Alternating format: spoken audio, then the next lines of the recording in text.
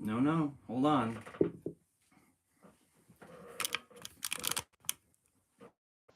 Already having problems. Welcome everybody to the Candle Enthusiast. I am your host, Shane Carlson, right here. And I want to welcome you to yet another weekly live stream. Rather you love it or you hate it. That's what it comes down to with these streams. I know there's people who enjoy these and there's some that don't so much. But, you know, we're just doing it no matter what. So, we have to me, a very special live stream today. If there's ever one to watch in its entirety, or at least skim through it from beginning to end, it's going to be today because I broke out a very special part of the Yankee Candle Company's history, at least according to me and many, many, many others. It's going to be in the Halloween genre, realm. Let's call it a realm of Yankee Candle. And it's something that has been with me for a very long time. I'm speaking of Yankee Candle's Witch's Brew, something else that you rather love or you hate. You see how things just start tying together? Well, um, over the past 15 years, I have managed to collect every appearance of Witch's Brew, meaning from the very earliest days of its release or its very first release, and every consecutive year that came after it. Witch's Brew was introduced in 1998, at least in so much as the name Witch's Brew. There's tons of reasons to believe that Witch's Brew existed as a different fragrance for other Halloween candles, different names, but also there's the ongoing debate. Is Witch's Brew really just Yankee Candle's patchouli scent? And, you know, I'm not gonna, I mean, I'll talk about that, I'll dive into that, but, I really feel like that's something that should be up to you. Whether the fragrances are the same or they're a little bit different, they're very similar. But more importantly, is a candle defined only by the aroma? Can a candle that, looks like this or looks like this, completely different, but smell the same, is it the same candle or is it different? Now, I'm opening up, possibilities for you to ask these questions to yourself because I believe the packaging, the whole experience of a candle, when you burn it, why you buy it, the color of the wax, the look of the jar, all of these go into what candle, what defines a candle for me. So even though there's a possibility, a very, very good possibility, that Yankee Candle's patchouli, which has been around at least since the mid 80s, is identical in fragrance to Witch's Brew. I don't consider Witch's Brew and Patchouli to be the same candle. Do you follow me? Also, Witch's Brew 1998. We're talking a good amount of years here. How many years is that? That's quite a few. Do the math. Is that 25 years? 25 years Witch's Brew has been around. There has to be an evolution to the fragrance, right? Like the recipe hasn't changed in 25 years. Well, today we're going to find out. Like I said, I have all of the Witch's Brews right here on my desk. We're going to go through them one at a time in chronological order and look at them up close, but also smell them and evaluate them to see how they've aged, like age on the shelf, but also did the recipe change? Did it veer in one direction or the other? We're going to find out. First thing to do is to pull you folks up because I see you chatting in the chat area of the live, and I want to welcome anyone who's watching this live to join us in the chat area. And here we all are. Philly Candleman, we have a celebrity in the house today. Philly Candleman, Brett, of course, dear friend of mine and ours. Let's face it, Brett has been, I feel like Brett has been with me the entirety of my candle journey, at least on YouTube. He was the earliest videos I was posting. Brett was commenting and giving me information, telling me where it's like, hey, I saw this candle. It's already on the shelves at this mall, wherever it was. I remember that. I'm like, wow, this is great. Like someone's got my back and is keeping an eye out on things. And yeah, maybe I don't know if I'm telling the story right, but I do remember telling Brett, man, you just gotta start your own channel, man. Like I can't use all this information that you're giving me, and he did, and look what's happened. So happy to have Brett in the house today.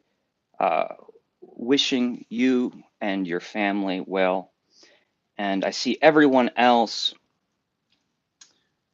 in the chat area. I'm just having trouble connecting to my video. There I am. Okay. Shane, your Christmas video was great, says John. Well, I appreciate that. Let me just get this out of the way now because I have to plug it. Santa's Village 2022, baby. Yeah. An hour-long video, new for 2022, even though it's 2023. But yeah, this is the fifth time I've done a Santa's Village video at Santa's Village in December. This was probably my most fun visit or trip so far. The video to me is really fun. I've edited the videos in the past to kind of look like promotional videos, or I tried to make the pace really quick so it would be a shorter video. With this video this year, I'm like, it's run and gun. It's run and gun. It's totally vlog style, two cameras going almost the entire time. And, it's kind of a chill out video. It's never too late to celebrate Christmas, and it's never a bad time to watch Santa's Village content. So check it out, please, because, yeah, the more views on that video, the better I look in the eyes of the Santa's Village people. I mean, we're good friends, Santa and I. But I got to prove it to Santa. Like, yeah, man, if I do a video, I'm going to have tons of views. And because the video was really late this year, it's not even at 1,000 views, which is heartbreaking because that was like 4 days, really, if you consider traveling of my life, and then several more days to edit. I had a wonderful time. And, it's the kind of videos that I feel most satisfied when I create. So Santa's Village, go to the Candle Enthusiast. It's the most recent non-live video posted. We're getting some accolades to Brett here, and I agree with all of them. Jody says, I'm going to Florida next week and will be taking my Candle Enthusiast bag with me. Please, Jody, please get a photo of the bag and you at Disneyland or Mickey Mouse, Cinderella, whoever you come encounter with. Photo opportunities, and send it to me. I would love that. Because my friends and family still don't believe that I have a YouTube channel. They really don't. So I need to prove it to them sometimes. All right, guys, we need to jump into this. Comment, please. Oh, and who? Virgil. Virgil, our friend. Halloween candles in January, question mark. I'm in. I'm glad you're in. Yeah, let me briefly talk about that. Why did I decide to do Witch's Brew today? Witch's Brew, because, last week we talked about snow themed candles. Fun. One of my favorite subcategories or subgenres of candles. But what else do we burn in the winter months? A lot of these winter candles can be very floral. They can be, um, I don't know. Maybe the possibilities are limited to a small window of aroma profiles. A lot of minty, spearmint, peppermint, and then the world of that kind of fabric softener, dryer sheet. Um, I love it. Watch the video from last week if you haven't. There's tons to choose from. But what else can we burn in in winter? Well, for me, uh, you know, maybe not so much this year, or at least not yet. But the winter months can be dreary. They can be dark. They can be spooky. Right? The daylight doesn't last very long. The cloud coverage is quite intense on most days, and the nights are long. And instead of being depressed, because let's face it, seasonal depressive disorder, it's a real thing.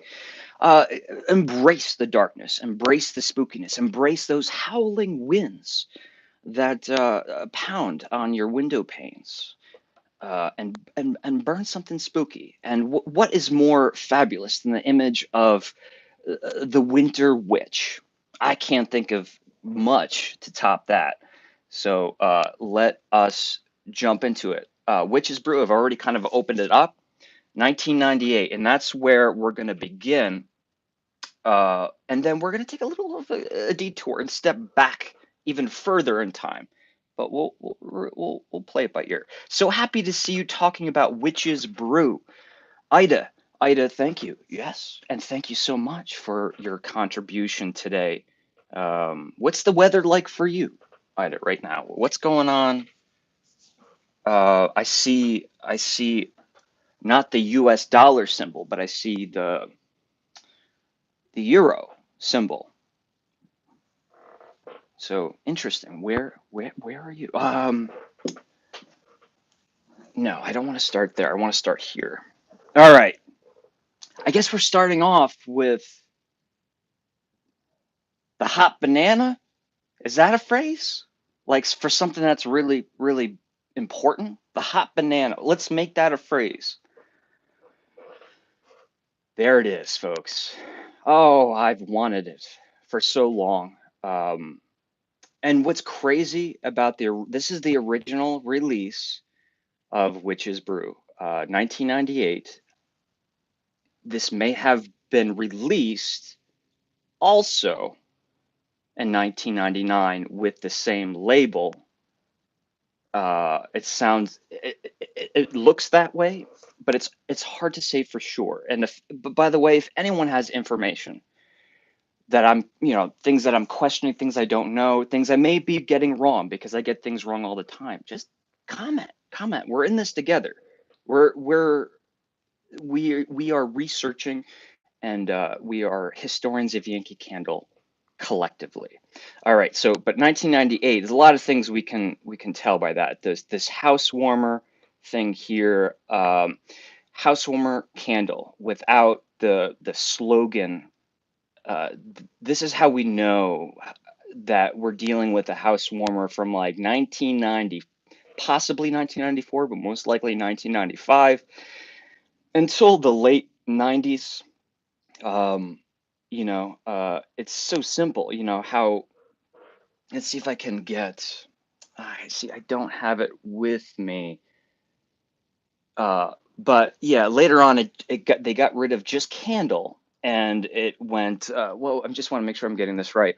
Our strongest scented candle went under the house warmer. So they got rid of candle, and they they did they trademark housewarmer?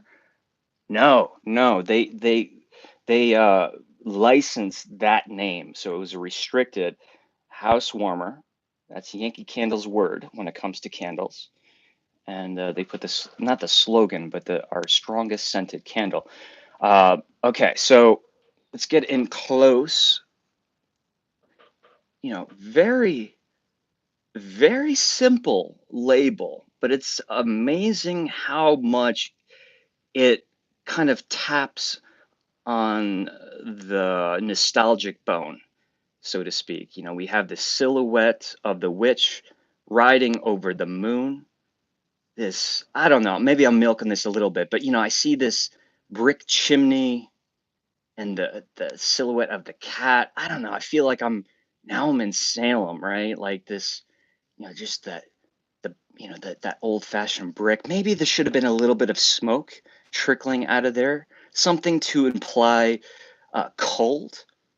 But we have, the ombre effect of the deep blue, almost purplish sky with stars, and that sun setting, which is giving, I don't know, what color do we want to call that? A dark reddish yellow, a brick, really. Um, let's just make sure we're getting a look at everything. I have the camera on the other side of the iPad today. It's getting me confused. So no barcode, obviously, at this point in Yankee Candle's history, which creates a lot of problems in identifying the specific year of the candle. Oh, check this out. Love it. Love it. 1850 Yankee Candle.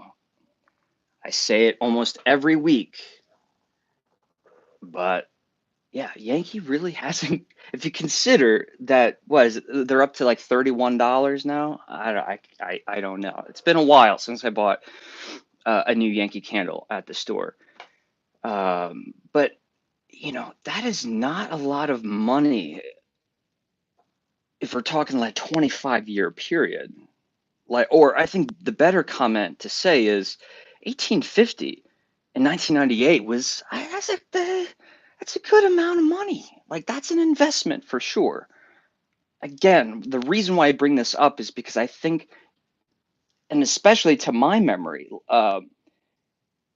Yankee Candles were savored. They were deeply appreciated. It was like when WWF, WrestleMania 8 was on pay-per-view.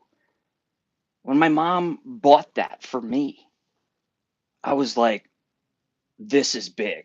Like, that's a lot of, I don't know the concept of money. I was still quite young, but I knew by her reaction when I asked her that it was a significant amount of money, and I savored every moment. Yeah, I watched it all day. WrestleMania 8. That's the one with Razor Ramon and Michaels on the it was great. I think that was 8. I could be wrong. I don't know. Yeah, but my point is, I think these things were savored a whole lot more. These things, what I mean by these things, I mean Yankee Candles. It's not like, oh, let's go to Yankee Candle and buy the entire Halloween collection and let's get doubles. Why not? Let's have some just for display purposes only. And also let's maybe get triples so we have backups to burn. You know, I think we're a little bit too candle happy in contemporary days. Wow. Fun, fun, fun. There's black licorice in there, folks. There's black licorice in the original Witch's Brew. I'm convinced there's black licorice in contemporary versions of Witch's Brew, but it's so blatantly obvious in this case here. We have that very familiar Witch's Brew formulation, the patchouli, with the spices and the medicinal herbs and that's what I always call that sweet cola aroma, root beer, if we want to go there. But there's black licorice in here for days, and it's still very sweet. I think what it's mild on is the patchouli. It's just not nearly as monstrous as it became in later years. Um, you know, this does a lot for me, the aroma profile. First, it smells very fresh, which is awesome, right? 25-year-old candle and it still smells fresh. But um, I personally miss Yankee Candle's Happy Halloween candle, the black licorice candle. So to have like those two candles merged, Witch's Brew and Happy Halloween in one candle, it's nostalgic for me. Also, I think a good chance what happened is, let's say um, in the early 2000s, Yankees like we need more Halloween fragrances. We need more. Like Halloween's becoming big, and it's true. The millennials and Generation X, they were growing up, and at this time, they were in love with Halloween. Halloween in the 80s, I'm convinced, and even the first half of the 90s, the whole 90s, honestly, those 20 years, Halloween will never be the same as those years. I hope it will be, but it was that 20-year bracket. I'm convinced that Halloween was just there. It's like Valentine's Day before the 80s. It's like, oh, okay. This is the day that like the kids get dressed up and go next door and get candy. But in the 80s, we had haunted houses, haunted attractions. We had the slasher films, you go in the movies to see the recent installment in the Friday the 13th franchise, the Nightmare on Elm Street. You had Fangoria magazine. You had really cool candy that wasn't boring, like penny candies. Yes, I have very, very fond memories of how wonderful Halloween was, how grand Halloween was in the second half of the 80s. And I hope it comes back. There's a chance. This new generation seems to really celebrate uh, the generation that I grew up in. But yeah, Witch's Brew. So let's take that step back that I mentioned. Um, because did what brought on the Witch's Brew fragrance? 1998, what happened? Did it exist in other forms? Well, there's a few things to share. And I feel, oh, it's right here in front of me. So prior to 1995, um, you know, I don't know about that. I could be wrong. Let's say prior to 1998, because I don't want to be making stuff up here, but we had a candle by the name of Haunted House. Now, this was released in a pillar and, your set of taper candles. And yeah, this is, there was another fragrance, Halloween candy, but Haunted House was, you know, it's a darkish, very, very, very, very dark purple, if we want to go there. I mean, it definitely has some purple qualities. And, you know, there is a hole in here. And I believe what I did when I found this candle is I took a pin and I set it underneath a flame for a little bit. And I took the pin and I stuck it inside the candle and just wiggled, just tiny little pinprick. And then I pulled it out and smelled it. And I was like, whoa, like there it is. There's like a Witch's Brew Happy Halloween black licorice thing going on. It's hard to say if there was ever a crossover, but there's a good chance there was because I should show you this one. These are certainly from the same time period. We have Haunted House, and Witch's Brew, right? So was there a crossover or was there an end to Haunted House and Witch's Brew jumped in? Like these don't, based on the fonts and the formatting, these don't really look like they're from the same year. They're actually slightly different sizes. Look at the top of the candles, right? Um, so I imagine that for an undetermined amount of years, I can't say for sure, Haunted House existed in the mid 1990s. And then Witch's Brew came up, and then eventually Witch's Brew kind of changed a little less of the black licorice and more of the patchouli. And Witch's Brew went in that direction, and then Happy Halloween went the full black licorice route. That's the best I can do. That's the best I can do as a self-proclaimed Yankee Candle historian. If you have any information, please let me know. But while I have these out here, I'll show you. I believe Brett has a few of these as well, and I think that we got them from the same seller, the same eBay seller. But look at the color difference there. See, all of these things, I mean, that could be sunlight, that could just be aging conditions, but that's a very different color purple. I mean, there's like a blue pigment here, and it's like borderline purplish pink here.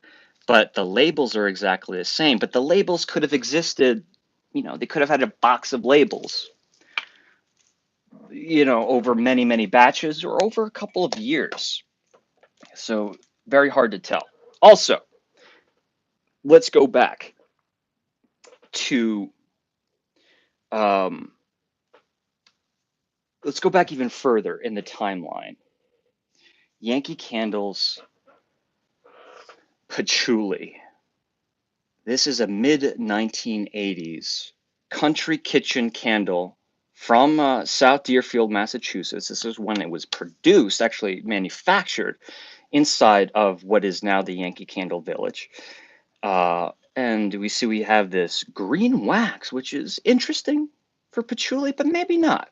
You know, maybe a little bit more of the influence of the green of, let's say, the 60s and 70s, um, instead of, you know, taking it to a more exotic, you know, the patchouli, when the label actually came about, it was, what was it? It was like incense and hookahs and things of that nature. It took more of an exotic route instead of, you know, kind of what patchouli was associated with here in the US in the 60s and 70s and also the 80s. But let's take a smell of this older patchouli and see if it smells anything like that 1998 Witch's Brew. Hey now, it gets even more confusing, guys. This is not anything. I mean, I shouldn't say not like anything, but anybody who has half a nose for evaluation will know that these two are not the same. This has more of that 80s men's cologne. You know, it's probably like a, you know, I'm not gonna say I know for sure, but in that like vetiver route, you know, where it's like hey, you know, but it's spicy, and we associate it with, you know, like Stetson and um, what are some of the older ones? I'm forgetting. Halston, yeah, all the things that my dad used to wear. There is a men's cologne in here. The patchouli is quite mild also as well. In fact, I think if something like this were available and something like this were still available, I think patchouli haters would still actually be okay with burning these. That's how small in patchouli they are. Now, you might be asking, maybe that's because of their age. Maybe the patchouli factor in these candles have just deteriorated with age. Well, that's certainly a possibility. But as we'll see, you know, as we move on from 1998, just in the years following. Massive patchouli going on. So here's a little something for the folks who want to say patchouli. Yankee Candle's patchouli, Yankee Candle's Witch's Brew are exactly the same. It wasn't always. It wasn't always. There's I should mention that you still get a little bit of the baking spice in here, and there is a little bit of the sweetness. The black licorice is not really. I mean, if you want to be geeky about it, you can throw that in there, but I think it's more root beer than anything else. It has that sarsaparilla, um, um, sarsaparilla. That's not the word I'm looking for, but yeah, we'll just stick with root beer. What word am I thinking of? So interesting and very confusing so far, and we're still in the 90s, and we're staying in the 90s. Here was the second release of Witch's Brew, and it is in the 14.5 medium size house warmer jar, but only just a couple of years ago, I found out that it was in a full size jar. Uh, at least a partial run, because I think I've actually seen um, empty jars of it. I know years ago I was saying that it was only released in the medium-sized jar, and I was saying the only time in history Witch's Brew was released in the full jar was its first year. But I was mistaken. It looks like the first two releases, and then in 2018, and then following until current day, that's the only time Witch's Brew was in the full-size jar. But let's get a close look. Good. We have like some like vintage Halloween vibes here, like we're in one of those really fun antique stores and we find like an advertisement in an old magazine for Halloween, I don't know, Halloween candies or decorations. It would look kind of something like this. This does not feel like the 80s. This does not feel like the 90s, at least to me. This has more of that 50s, 60s vibe for me, which is cool. I've always been kind of on the fence about the colors chosen. The blue and the red for the witch. I don't know. I'm not sure. What do you think? Yankee Candle Company up here. And then no house warmer. We just had this, translucent part of the label here that said Yankee Candle, not even Yankee Candle Company. Interesting. Makes me think that this was a very, very small run. Like this was just, maybe didn't even get national distribution at this point. Let's give it a smell. I'm doing a very bad job of keeping my eye on your comments, folks, but just keep asking if there's something you want me to answer. Look at the wax there. Oh man, that is pretty stuff. Whew. Black wick that's not been lit. That's something that's mainly consistent in Witch's Brew's history is the black wick.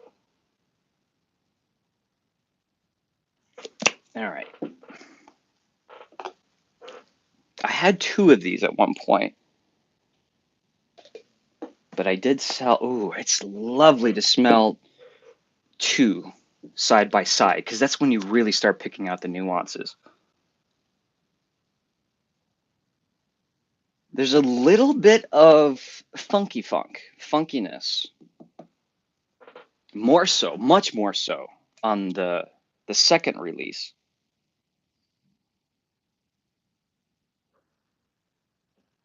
Yeah, I mean, this kind of patchouli on the original release. What is that gum? That vintage gum. It comes in the purple box. I think it's called Violet. They're like little chiclets. Like that's I don't know if it's actually patchouli, but it smells and tastes like patchouli, that gum. but it's very sweet. And that's what this reminds me of. It's more candified, where this one, yeah, it kind of does a little bit of this patchouli thing, where it goes into, uh, you know, some fragrance of, topical fragrance of the past.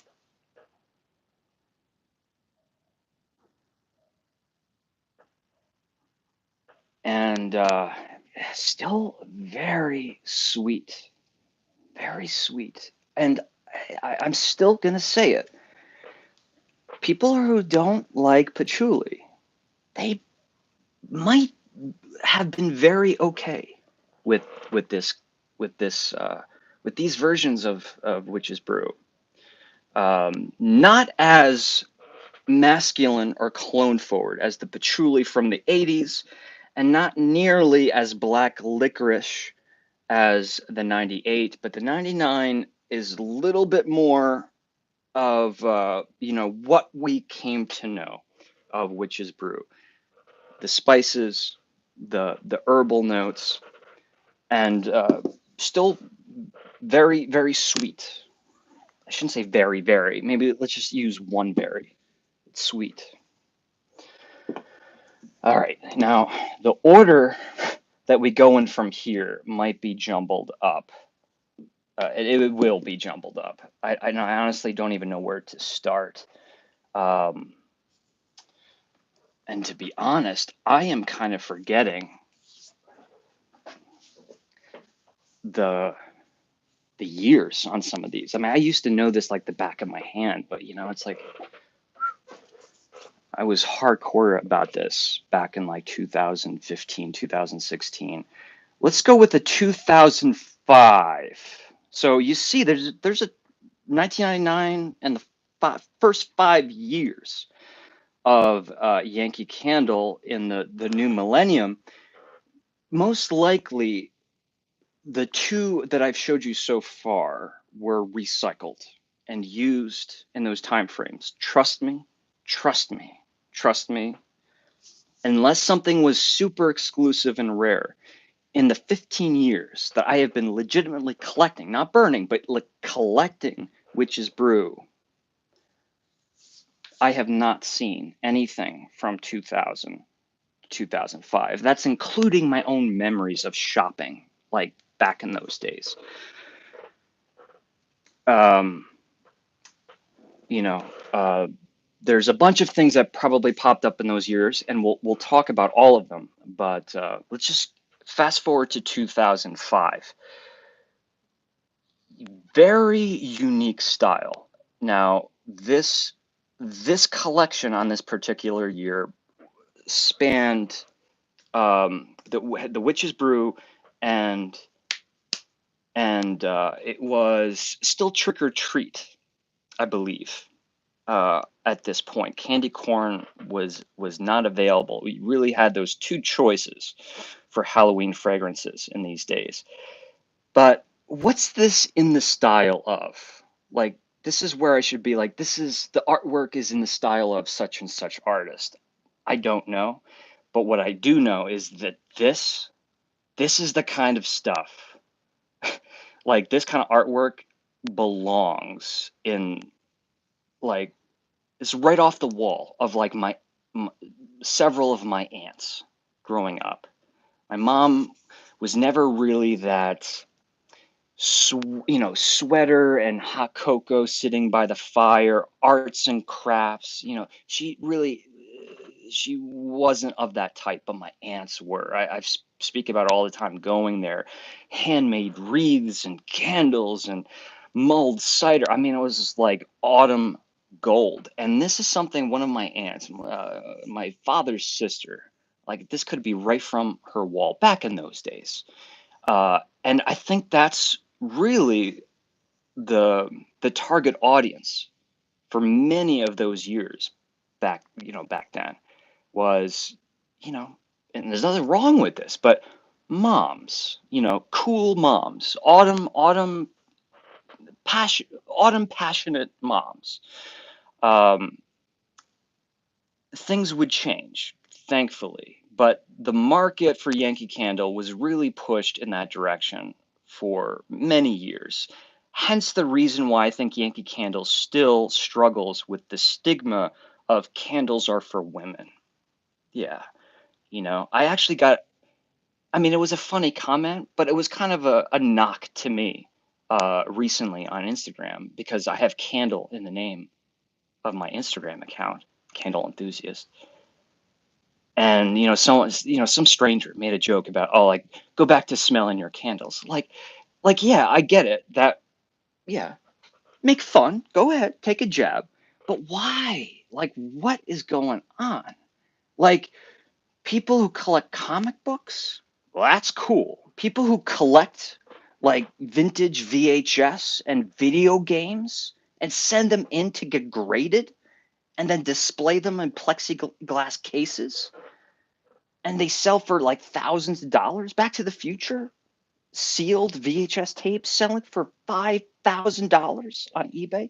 That is not geeky or effeminate, if you want to use one of those ancient words. Uh, but collecting candles is, or enjoying candles, aroma versus the stigma will go away one day. It's just going to take a long time. And Yankee Candle might be very well responsible for the stigma because of the target audience for all of those generations or decades. But so we have the two cats. These labels were produced by an artist. There's no way on earth I'm going to remember that now. All right. So in those short 5 years, they have established Witch's Brew. For the most part, from this point on till current day, Witch's Brew doesn't really change that much. It changes, and we'll talk about those changes, but it's still very much the same candle. Like, how much of a difference do you really have to make before it goes into a different candle category? They're all reminiscent from this point on. The patchouli is stronger. The spices are a little bit stronger. It has that root beer Coca-Cola thing. The black licorice is definitely something you can use as a descriptor. I'm always going to use it as a descriptor for Witch's Brew, but it's just not something that would ever be like on the most prominent notes, let's say in the fragrance notes. Um, and it's sweet, but it became sweeter for different reasons later on. That's as much as I'll say right now. Look at that wax. Very similar to the other one. I mean, that is very shiny. There is a luster to that.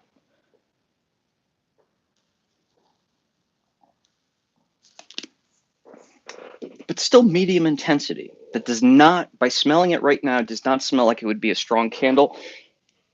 But yes, age could be a factor in there. So let's see. Interesting. Let's go with this one first. Let's go with these two. So within the next 5 years from 2005, there were, I'm sure, recycling of those labels, but also this is when these two candles made their debut. Let's start with this one. Believe it or not, this I believe predates Boney Bunch, even though it's got a Boney Bunch character on it. I don't know. I could be wrong. This might have been the first year of Boney Bunch, but this candle, yeah, I mean, this one's from 2013. This one was around a long time, but the introduction of this label, I believe we went to 2009. And you had the whole series of holographic It's not really picking it up wonderfully here. It doesn't change. It just has like a 3D depth, which you really can't pick up on with the camera. Like those trees look way farther behind than the font here. Very interesting because at this point we had candy corn and we had trick or treat. Trick or treat being the swirl of buttercream and candy corn, and there was no longer a single colored wax trick or treat, and we had candy corn at this point, and they're all very fun labels. I'm trying to think, am I forgetting? Was there another one? I believe there was another one, but what is it? There's 1, 2, 3, 4, I believe, on this year. Maybe it'll come to me, but this is when, right here, it was this label that truly did it for me. It turned me into a Witch's Brew nut.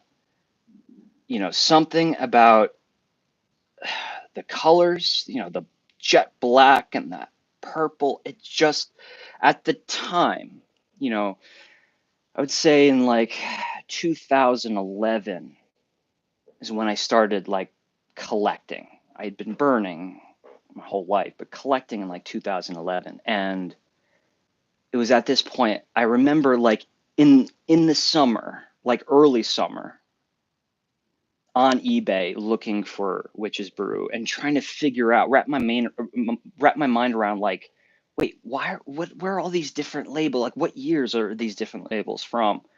And I remember it's like, if I get Witch's Brew, I would definitely want to stick with this label, and I did. But for many years, this was found in non-Yankee Candle retail, everything from Home Goods to Marshalls to Hallmark stores that we found in shopping malls. And it was in Yankee Candle retail initially, but as late as like 2015, these were still around in the outlets. Um, I love it. Let's give this a sniff. Again, this one's from 2013, so this was the later, a much later pour than its initial release. But either way, oh, that's Witch's Brew. Like that's the Witch's Brew that I fell in love with right there. I'm not saying it's changed all that much, but to be honest, it's just not the same as the ones that came before. It's spicy now. It's spicy in a fun way. Spicy is okay when it's complemented with sweetness. It just balances everything out. It's all about the balance, right? But the patchouli's coming through. There's no sign of fragrance. Like there's none of that. This, sure, you could wear this. Like if Bath and Body Works put this out, of course you could wear it. But this doesn't smell typical of any kind of cologne. No longer at this point. This is a candy. It would make for a weird candy, but a candy nonetheless. And I think what really made me fall in love with it was to me it smelled like nothing else. Patchouli was just not a thing for me. I had no associations other than my father's chewing gum when I was a kid. I really never was exposed to anything that smelled like patchouli. And, I was fond of it, prior to that, that year 2011, of course. And I remembered it very well. But it was when I really rediscovered in 2011, I'm like, I really like this scent. It's so mysterious. I say exotic because what I mean is like it feels like something I've never smelled before. And that was mystical. That was magical. That was something that a witch would brew, not a brew witch. What a witch would brew is what I was smelling in here. Bubbly, sweet, friendly, but somehow foreign and magical at the same time. And this smells pretty strong. It's just, the patchouli is so there. It's so there. I'm telling you, it's like People who don't like patchouli, I get it. I get it. But it's a shame. It's a shame because, yeah, I'm flustered because I'm feeling that emotionally. Something else that was non-Yankee Candle retail and around for a very long time was this guy here. And you can see I have a sticker from Home Goods on it. I think this was purchased in like 2012. We have Per Chuli. What does it say? It says, I'm reading it backwards, the perfect patchouli fragrance. So not only at this point was it patchouli, but they're promoting it as patchouli. It's two wildly different things.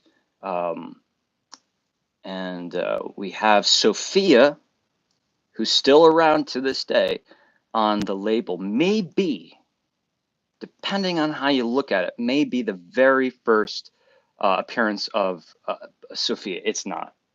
There's not. There's the glow in the dark stickers, Halloween stickers from early 2000s, I think 2006-ish. Um, the Happy Halloween, the black licorice had a cat on it. Looked a lot different than this kind of Sophia, but anyway, little character history there. But nice, glossy, shiny label. It has that, you know, non-Yankee Candle retail look to it. What year is this one from? Again, I'm reading it upside down. See, this one's really late, 2014. Let's give this a smell and see if this is, yeah. Woo! So the most recognizable Witch's Brew to this that I've smelled so far today. You know, it's strong. I mean, I'm not going to keep saying what I smell because I've just said it like 100 times, but we're still in that ballpark. The only thing I would say about this one is getting more of that spice. Like there's a little bit of a tickle back in the nasal passage when I smell this from those spices. I mean, we're talking about a candle that's not nearly as old as some of the ones we've smelled here.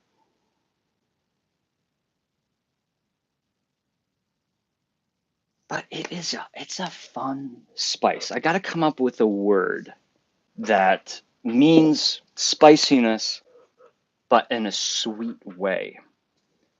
Because I know when I say spice, a lot of folks probably recoil because, yeah, I mean, that can be, you know, allergy city. All right, let's try to get the order as best as I can here. Ooh, almost skipped one. 2010, we had labels for 4 this year. We had 2010, we had Witch's Brew with that changing holographic label. Let me get a little bit closer.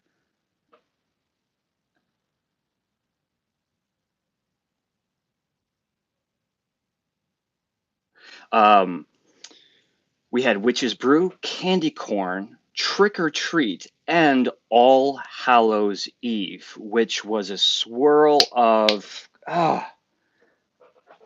I'm doing so bad. It was a purple and a white candle, something jasmine. Um, oh God, you know, if someone's here who could help me out, I'm forgetting what the two combined fragrances in that swirl candle made All Hallows Eve, and I'd get mine, but I only have an empty jar of it. I don't have one that actually has any wax in it. So, but I always thought, I'm not sure when exactly the movie Coraline came out, but the artwork is very reminiscent, is it not? Like it just has that, you know, Coraline feel. Um, but I wouldn't be surprised if, you know, Coraline came out the same year or the year before. And it looks like this candle was burned for a fraction of an hour, that's probably like a 20-minute burn. Is that the proof of someone's like, oh, I got a Witch's Brew candle, let me light it.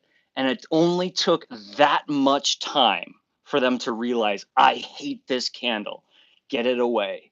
They put it in their basement and they sold it to me about 5 years later. Wow. If that might be the story. Ooh, fun, fun. Hey, anything that I can get that's different. There's a little bit of an incense thing here. Yeah, there is a smoky, a very relevant smokiness, something that should be talked about, that uh, uh, frankincense and myrrh, church, Christmas time, smoky incense vibe in here, which I'm sure I used as a descriptor at some point in all the years I've been talking about this candle, but it's kind of one that I don't usually off the top of my head think of.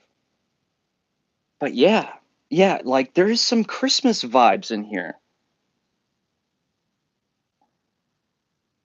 I'm liking it. So, and it's such a mild smokiness. Like I don't think most people would say smoke. I think they might say frankincense, myrrh, or like incense, but I don't know if they would say smoky.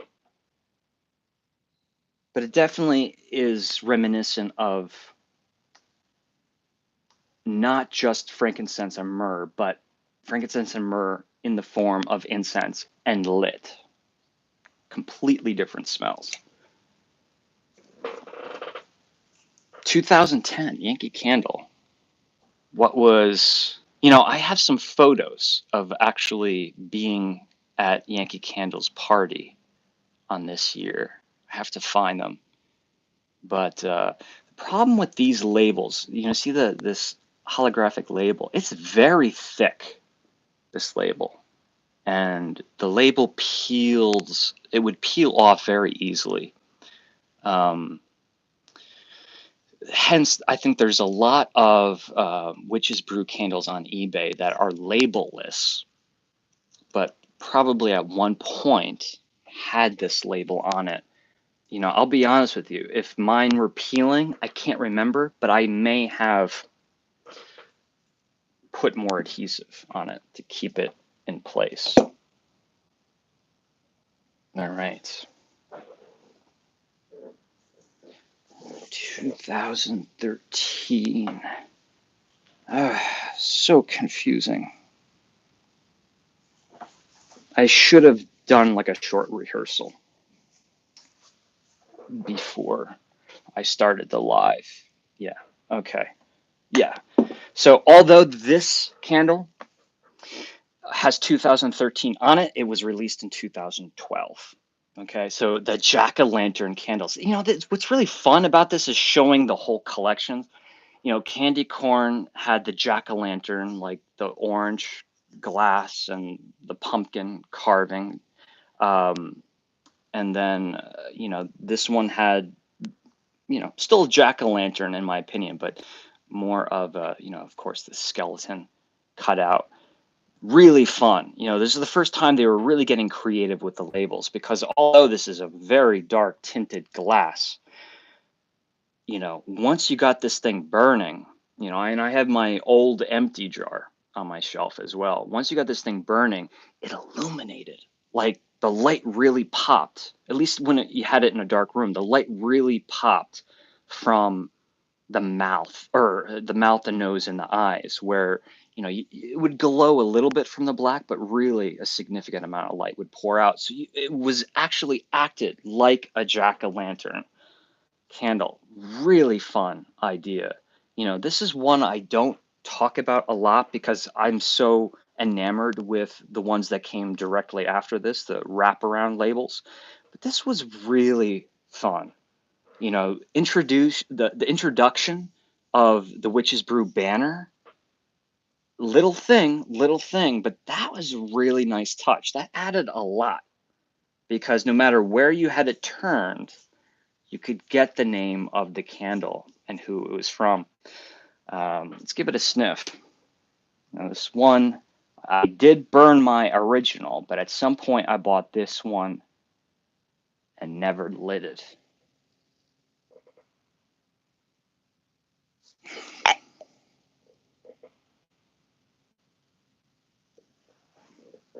Wow. You know, through the years, I haven't been so, how do I say it? I haven't been so quick to say spiciness with Witch's Brew. But, you know, maybe it's because I haven't really spent some, like, good quality time with Witch's Brew in a while. I didn't burn it this year. I don't believe, for Halloween. But, you know, really, it's like, how on earth did I not talk more about the spice? There is that cinnamon, and that is a part of Witch's Brew. Um, and let me try to grab something real quick.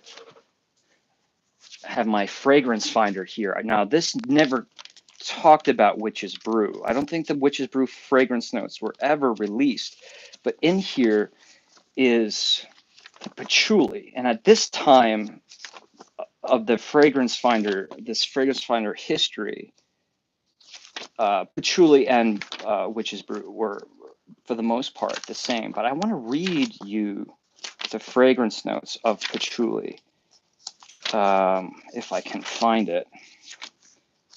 You know, it probably is on the interwebs, but oh man, I'm looking at all these labels now, and it's like so much nostalgia. What do you think? What category? Food and spice? It wouldn't be in food and spice. What is? Or fresh? I don't know. Maybe it was fresh. This is interesting. Oh, no, that's Fireside. Another great candle. Weird. Okay, I'm going to give this a couple more seconds of looking, and if I don't find it, I'm going to move on.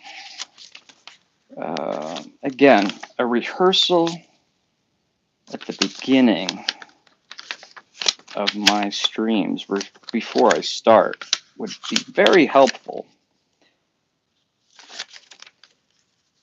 All right, I can't find it. Maybe it isn't in this one. I thought it was. Anyway, yeah, I thought it would be interesting to share those notes. You know, if you look it up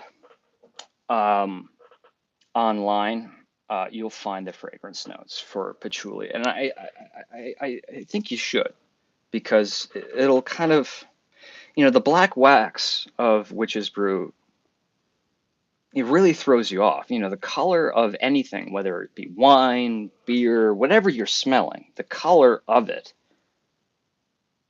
you know, really, it's amazing how much control the color has in determining what you smell. Okay, let's keep going. What is going on with, I'm having troubles here. There we go. How we all doing here?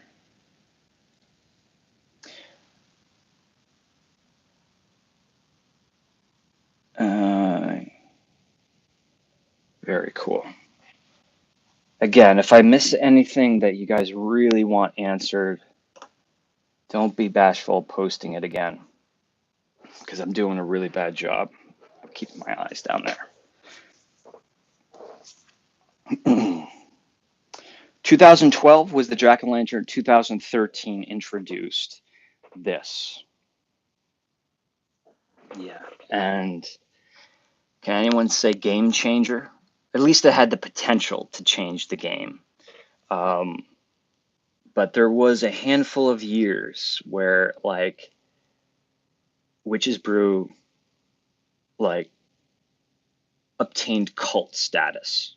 And this was at the heart of it, right? Like, I don't think Witch's Brew has ever been more popular than it was in this time.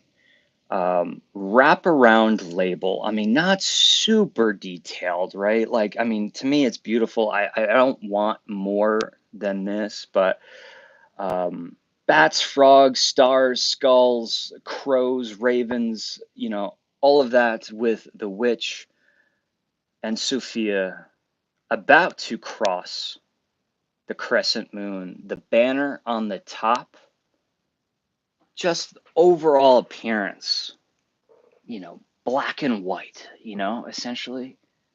Ah, man, pulls on the heartstrings. Now, I have a couple of these. This one is the one I think I burned initially. I never even finished it. And look at that. Did I do that? I believe I've done that. But it's probably 10 years ago. I let this thing tunnel a little bit.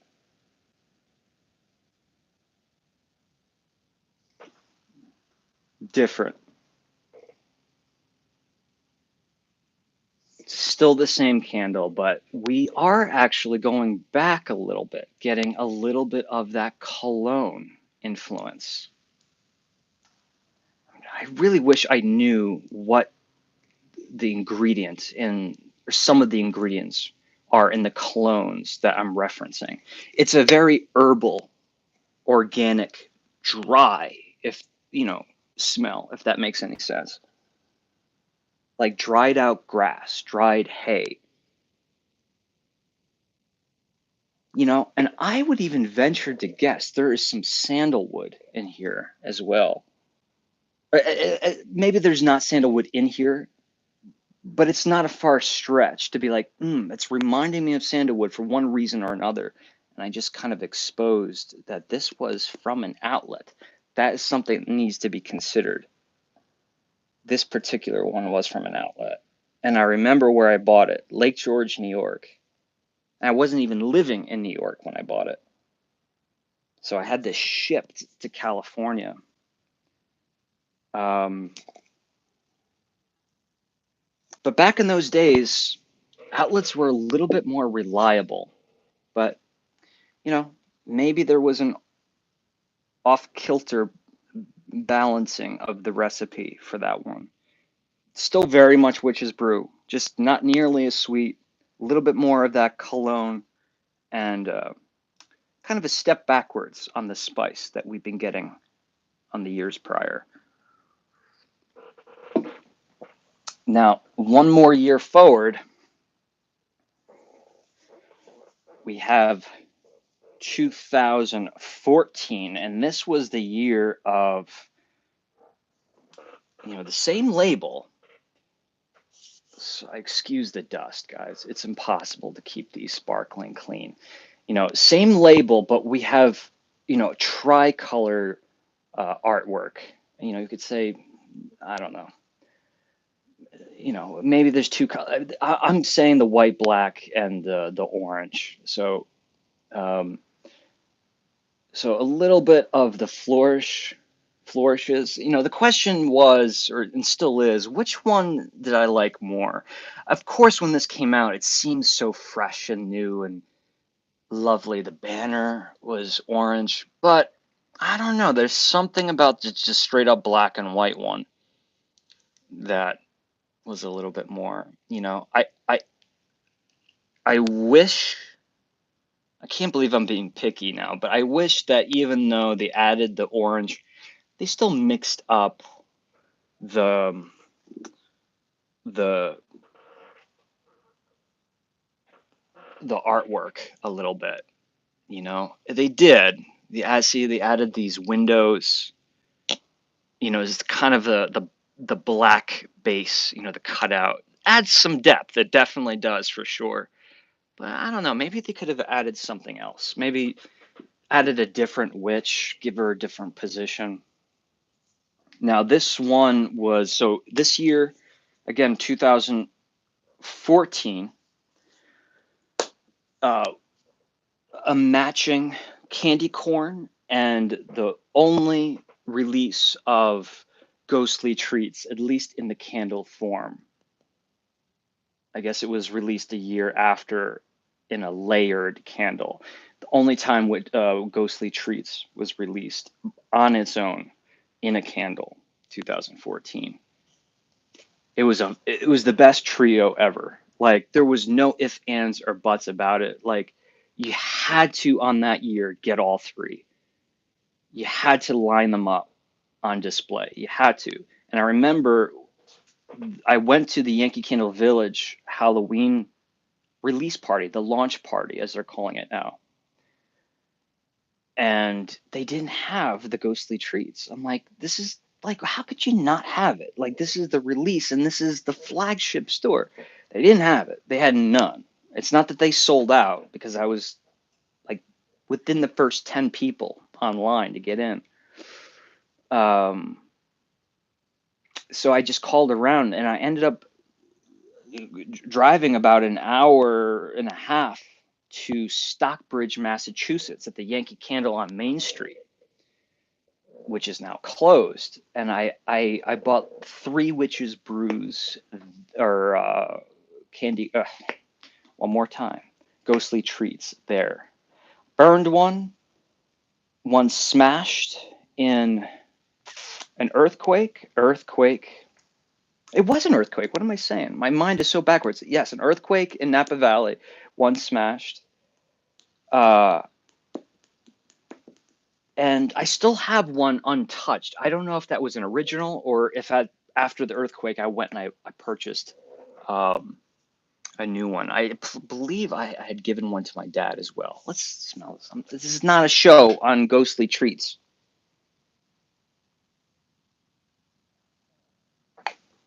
This is really interesting.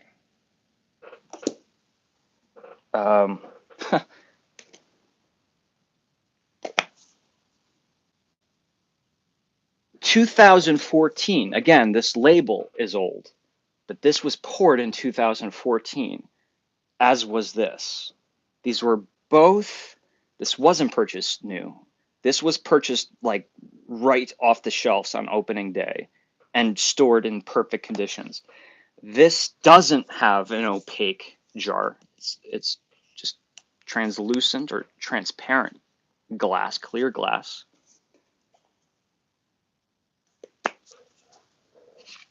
Same year. This to me is stronger. I mean, same fragrance. Why is this one so strong? Okay, I'm making too much of this. I think I'm searching for additional things to talk about. But yeah, I mean, I would say that if I had to pick between the two, which one smelled stronger, it might be this patchouli. But I think the more important thing to point out is that 2014, these are the same candles. Like, not same candles, the same wax, same fragrance. You better believe it. Absolutely. So let there be no doubt. And if you want to disagree with me, I love it, because I suppose that would give us content to talk about later on. Now, there was a series of years where we kind of, I mean, I don't know. Am I saying that because that's what others said? Or do I really feel that way? You know what? When this 2015 Witch's Brew came out, I had no problem with it at all.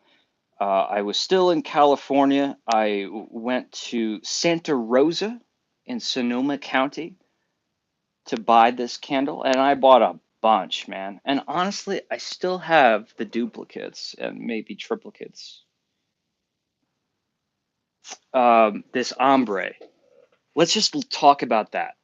I'll turn it around in a second. A little scratch there. I don't like that. Really fun. I mean, this makes it feel dingy. Makes it feel like there's something that, like, if this was a jar in the right lighting, it might look like this is transparent, right? And what you're noticing is there's something at the bottom of this jar that's black and moldy, and it just, it looks like it's dripped and dehydrated or it evaporated at some point, almost like Love Potion number 9, the movie, right? How like remember the the gook that was in the jar of that potion. It just looks like it's old. It looks like this was pulled from a witch's laboratory shelves up in the tower of some castle. And the fogginess, that gray, I mean, it just looks like the whole jar is filled with smoke. Um, Very cool stuff. Now, the decal, the label itself, which doesn't even say Witch's Brew, it's just this decorative cobweb with the hat and the spider. We do have that banner, which I think really is important, probably the most important for this one. Um, yeah, I was probably gonna say wasn't. I'm not too fond of this. I'm taking that back completely. I just think I'm not impressed with this, but everything else is great. I mean, a fantastic direction to evolve to, right? You had the all black, then you had the tricolor. Yeah, now let's get like this ombre thing. Let's keep it. Let's keep plussing it, as Walt Disney would say. But the decal, I think okay, so this is what I would do. You see this kind of the misty black here? What if that kind of shot up a little bit? Just drifted up, a misty blackness in the front of this.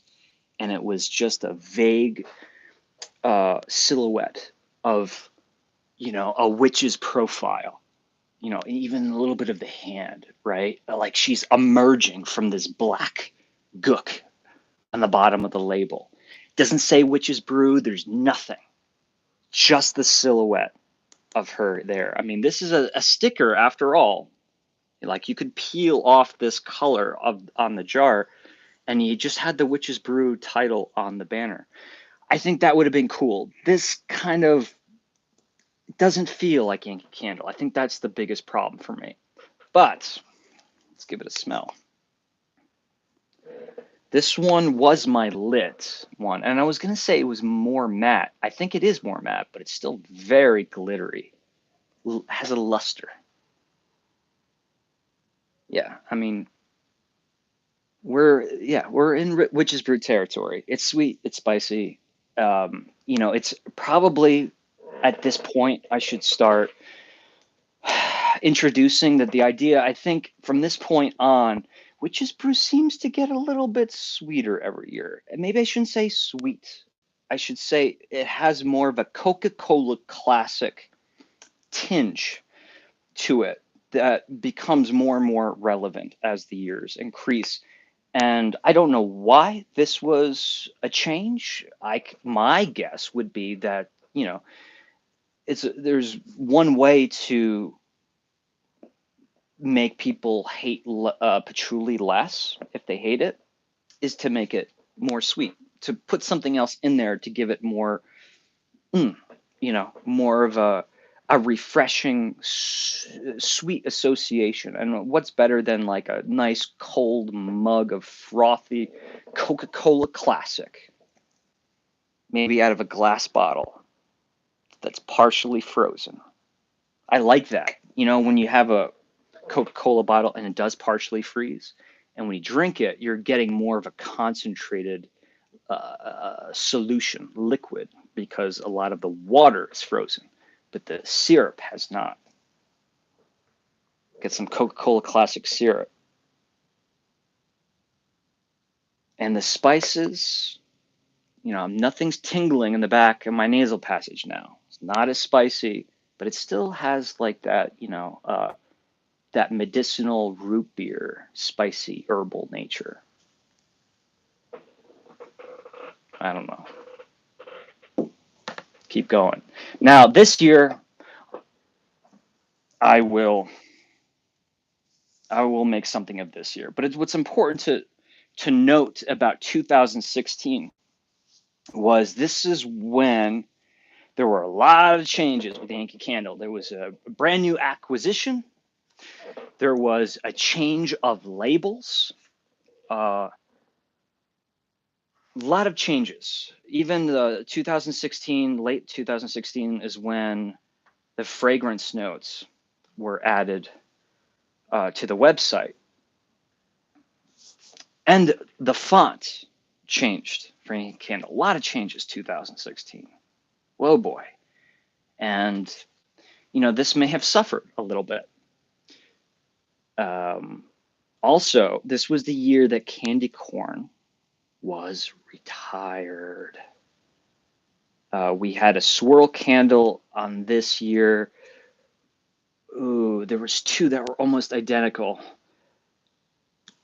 I can't remember. What was it called? I can't remember. But it was the first orange and green swirl. There was a couple different versions of it. So I remember even before the Yankee Candle Village Halloween party, you know, I already had the YouTube channel at this point, and I was trying to get any kind of information on these candles as I could. And I discovered that I think must have been someday in August, Bed Bath and Beyond were going to carry these, including the swirl. And I had to go to a bunch to actually find them. And I just bought tons because I don't know. I felt like I needed to because I was so, you know, it's just so absurd to be buying Halloween candles in like early August. But I'm so glad I did. And I'll tell you why. Because the trio was Witch's Brew, candy corn, and whatever that swirl was. And then the day of the Halloween release party, I get to South Deerfield and I see the Witch's Brew and I see that swirl candle, but I don't see candy corn. And I'm like, what's going on here? So I keep asking people, like, where's candy corn? They're like, oh, isn't it on the shelves? I'm like, no, it's not. Like, there was one of these. Like, this was the year the little spheres came out, you know, for your car. There was a candy corn of one of these at Deerfield, but there was no candle itself. I'm like, what's going on? What's going on? And after asking enough questions and then looking at the advertisement that Yankee Candle put out, Yankee Candle did not release candy corn in 2016 in Yankee Candle retail, but Bed Bath and Beyond, they ordered it. So they made it only for Bed Bath and Beyond. And I just don't understand. And I mean, what I was told way back then was Bed Bath and Beyond is Yankee Candle's biggest customer. Whatever they want, they will make. And I guess that was the story. Let me see if I have it within reaching distance. I mean, it looked just like this, but it was orange and had candy corns. It's not worth it. Oh, and I'm forgetting Forbidden Apple. Forbidden Apple. So it was a trio plus the swirl. I apologize. Let's smell it. Grassy. Grassy. Not so much that vetiver cologne, but there is a significant grassy hayness, hayride in this one. Graphite pencil. You know what I mean. Graphite pencil, but also, you know, it's the wooden shavings when you're sharpening the pencil. You ever smell like back in grade school inside of one of those sharpeners? God, I haven't seen one of those in ages. It used to be a big aluminum thing. You would undo it, and then all the little frillies of shavings would pour out. And every now and then you had little bits of crayons or colored pencil in there. And I'm liking that. This smells, I would use that. If I was making a video like right now, an edited video, I would definitely use that as a descriptor of that pencil sharpener, elementary school in here. You know, the waxiness gives it that Crayola effect, but there is that graphite, and whatever that, the wood, it's probably compressed wood that they use in pencils, like Ticonderoga pencils. But very, very bubbly, very Coca-Cola forward, and syrupy. I'm enjoying the cola syrup. I think that gets my point across more. You know, I used to say like effervescent Coca-Cola, but I think if I said Coca-Cola syrup, that is I think a better thing to plant in the head and more accurate. Definitely getting the spice, but it is well masked by the patchouli in this case. Very good. Very good. I mean, so a lot of changes to Yankee Candle in 2016, but Witch's Brew, still Witch's Brew. However, they may have been poured before the acquisition.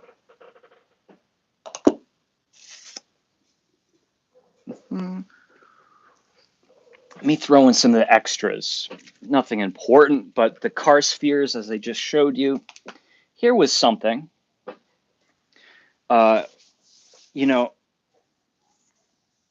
not so much now, but years ago, people would ask me if Witch's Brew ever came in a tumbler, and if it did, and what years.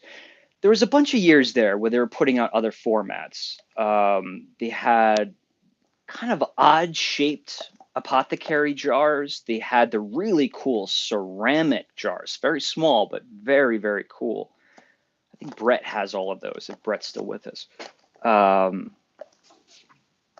I think maybe they had 2 wicks. I don't have the opaque jars from 2017. I don't.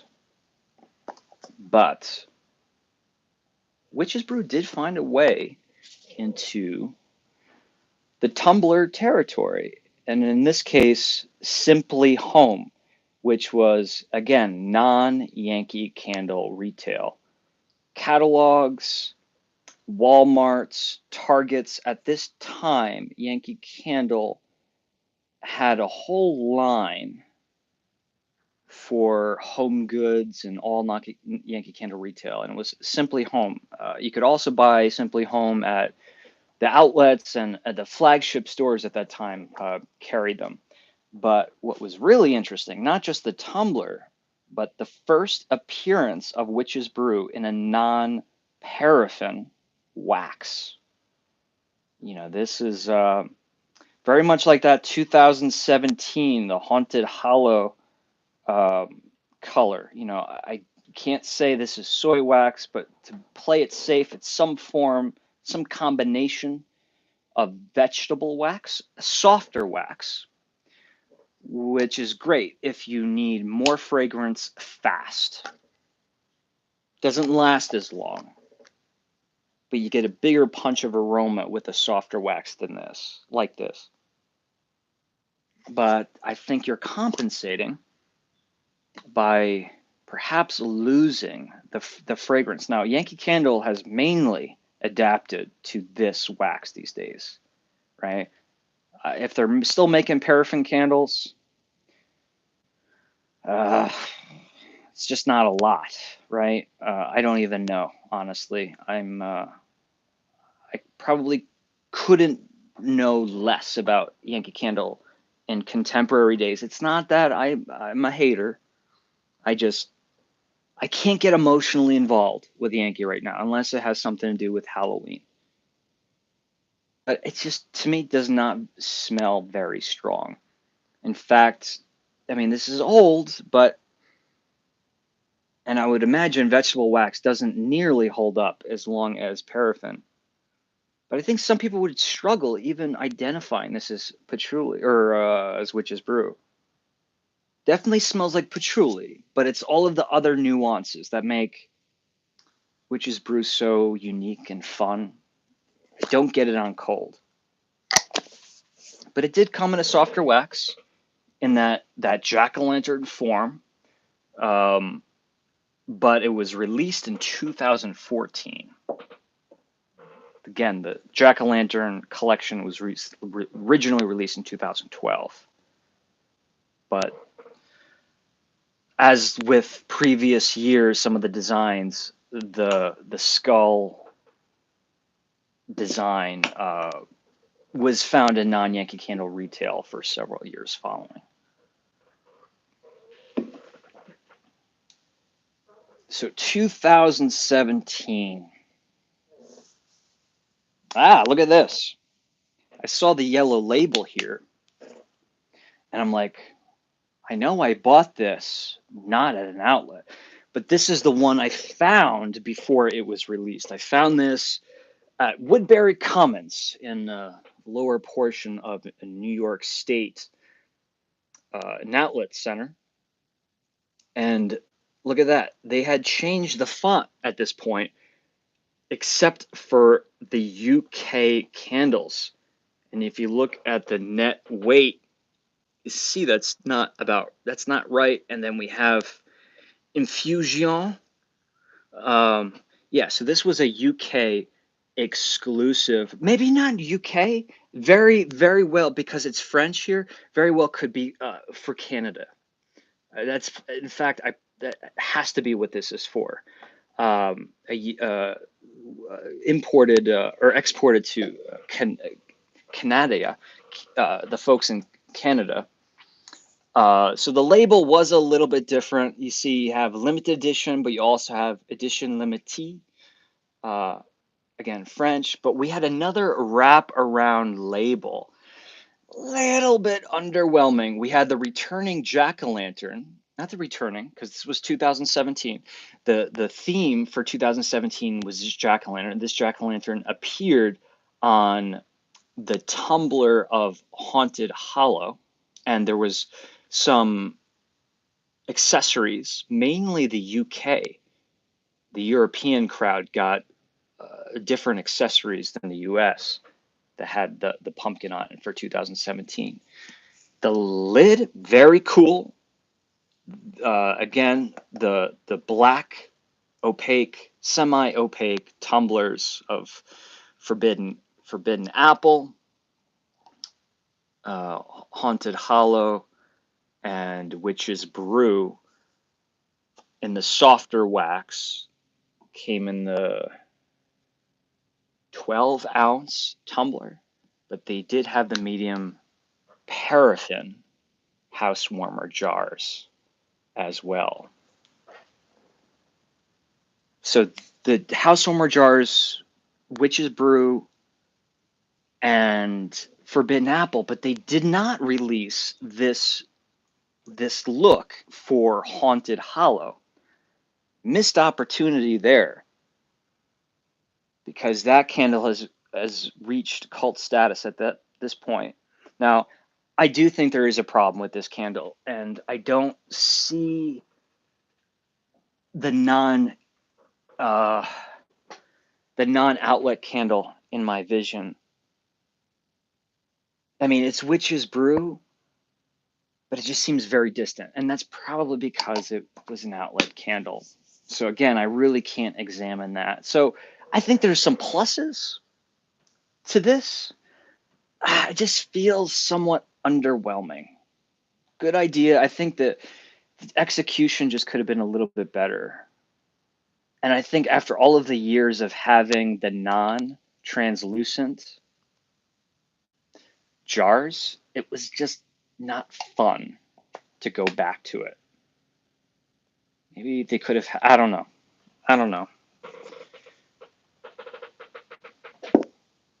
In 2018, now if we're doing the math, original release, I said 1998.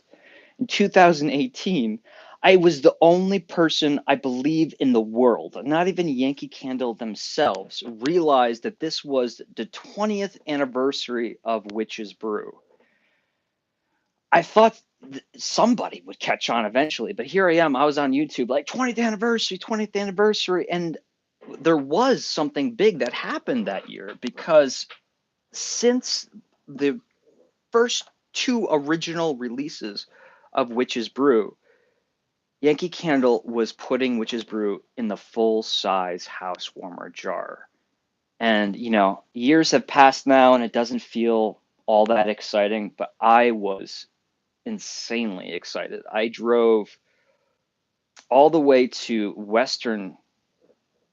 let's call it Western Connecticut, may have been Central, but I drove a long time and I was calling outlets and outlets and outlets and outlets long before the Halloween preview party in 2018, waiting for someone to get Witch's Brew in stock. And I finally found it.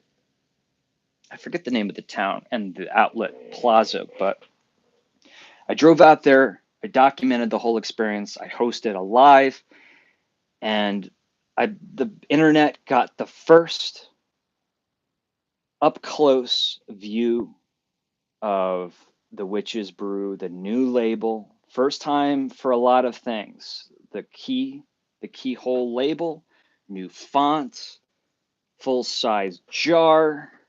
Now this label was and is still kind of around. I think it's finally gone. I don't think they're going to be making more of it, but I do remember seeing a couple of these at the Yankee Candle Village this year, but I'm sure it wasn't at other retail. But this was around for 3 years, this label. So it kind of became a little stale. And 2018, just so many releases. You could buy Witch's Brew in like 5 different formats, 6.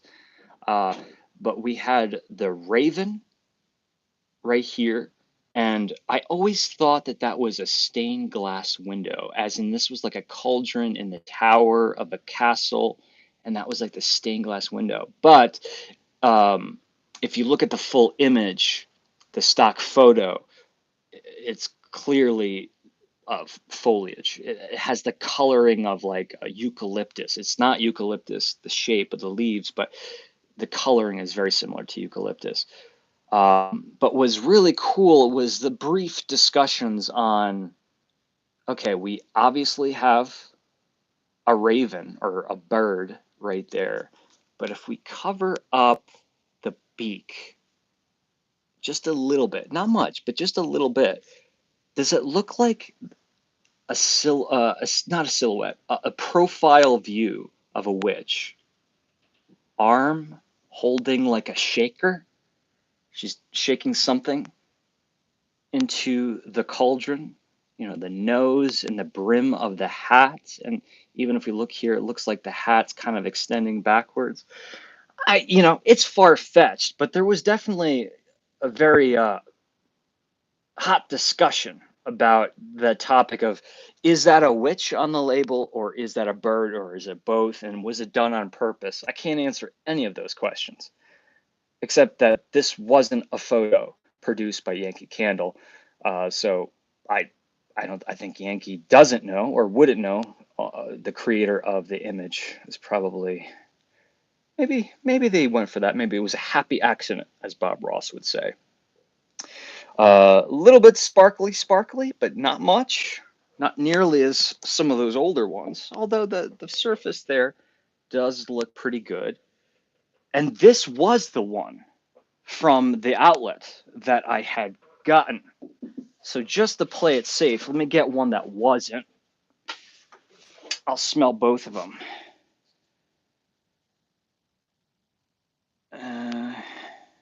This was COVID. How crazy the labels were in COVID. So obvious that they had ripped off the label and slapped it. Oh, it's a 2021 port. It wasn't.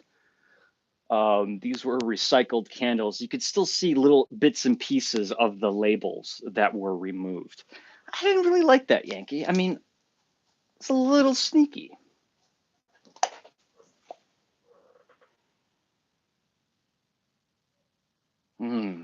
I like the nuances in this one. Again, this was 2018, but from the outlets, you can't be sure. There is There's a sandalwood. I said sandalwood before, but this is more so. There's a sandalwood quality here. I'm trying to think of something to compare it to. It smells like a very resinous, dried out, very dried hunk of a wood. You know what it's reminding me of? Mountain Lodge, because Mountain Lodge has patchouli and it has that wooden note as well, that sandalwood. Yeah. So yeah, I think that's just leave it there. It's a great way to say it. The at least this outlet candle, what I'm smelling is kind of a cross between Witch's Brew and Mountain Lodge.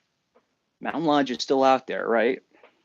I saw it at a CVS, so I'm guessing. I suppose that it's still around. But what about the Coca-Cola thing? Ironically, it's not as strong as I remember it. Let me smell this 2021 or 2020. Same label.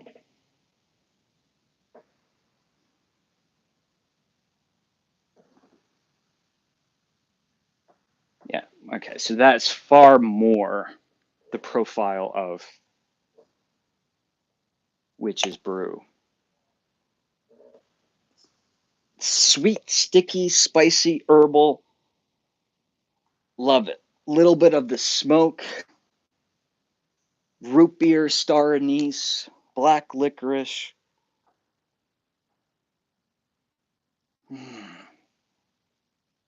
Some basil. I don't think basil's in here, but um, you ever get not like the Italian basil? What is it called? Certain variety of basil leaf has that black licorice thing that's very herbal.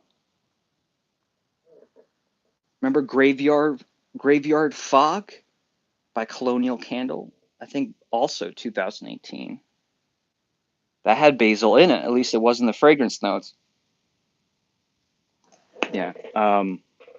Very very representative to Witch's Brew now. And you know, how could this be a full retrospective if I don't have a 2022 Witch's Brew? I opted against it. It didn't come in a house warmer. I was at the Yankee Candle Village.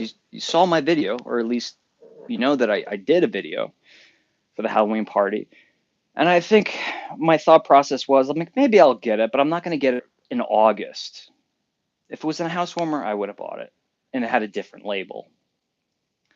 Um, but I did spend time with it. I did smell it, you know, and I do like the new apothecary jars. I think they're very intriguing. I think they look very pretty. But distinctly remember kind of having an internal thought of maybe this is where, you know, my Witch's Brew collection ends. Um, but doesn't mean I cannot get them at a later time. I don't think I will. And the reason is because long time coming, guys. But I think I only had the bravery to mention it last week. For 15 years, let's just get a look for those who haven't seen in previous weeks. For 15 years, I put together this retrospective evolution of Yankee Candle's history. These aren't just, you know, the outlet candles like some of the ones I showed you today. You know, all of what's important to me was never the number of candles. What was important to me was visually documenting the history of the company from the earliest of the earlies, all of the formats, the country kitchens that led to the black bands, that led to the second golden age of Yankee Candle. But although it was a very fun ride, I feel like I completed my mission to. I think it's the best collection, the best collection of certainly the best collection that I've ever seen of Yankee candles. I'm very proud of what I did, but what I'm getting at is I'm getting rid of my Yankee Candle collection. The Candle Enthusiast Yankee Candle Archives is going away. Um, they will be finding a new home. It just, I think every collector experiences this dilemma, one point or another. When you collect things, it's one thing if you collect baseball cards or something like that, but when you collect large, heavy, very fragile items that weigh, I mean, there's far more than hundreds of pounds. We're into the thousands territory.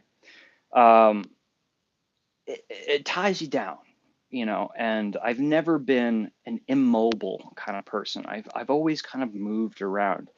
So much so that I had my Yankee candles shipped, as I always say, from California to New York. Very expensive thing because they all had to be individually wrapped. I was not going to have anything break. They were in original Yankee Candle boxes, uh, and a truck that, to the best of my ability, said that they could do it as fast as they could and make sure that the truck itself wasn't air conditioned, but that wasn't going to be sitting in the blazing hot sun. You know, I had to wait until autumn to have them to brought across country. But I am in the process of selling most of my possessions.